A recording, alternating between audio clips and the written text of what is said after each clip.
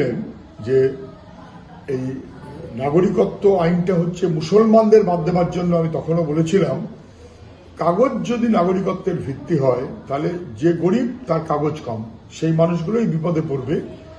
Undocumented, খালে পাড়া থাকা এবং মতুয়া সম্প্রদায়ের মানুষ, গরিব মানুষ, ভোটার লিস্টে একই জিনিস হচ্ছে,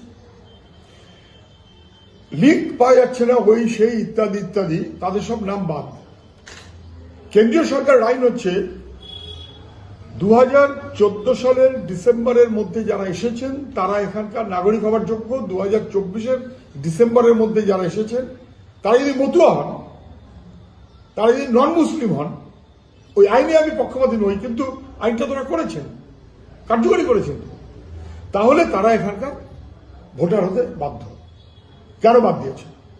আমি চ্যালেঞ্জ করছি যাদের ভোট নিয়ে 2024 সালে শান্তনু ঠাকুর জিতেছে এবং মন্ত্রী হয়েছে, তাদের ভোটের অধিকার রক্ষা করতে না পারলে ওই এলাকার মানুষকে ছাড়বে না। আমার হয়ে ভোট নিয়েছো, আমার থেকে ভোট নিয়েছো, নিয়ে জিতেছো করে আমাকে বাদ দেবার আগে তোমাকে বাদ দিতে হবে। হয় তৃণমূল জিতেছে, নয় বিজেপি জিতেছে, ওই গোটা বেল্টে। এই মানুষদেরকে প্রাপ্ত করতে চেয়েছে। আসলে আমি আবারও বলছি, মুসলমান বিরোধিতার ঘোষিত স্লোগান দিয়ে আসলে গরিব মানুষের বিরোধিতা করাই আরএসএস এর কাজ। ফলে আসলে কিন্তু মতুয়া মানুষ বাদ যাচ্ছে, গরিব মানুষ বাদ যাচ্ছে।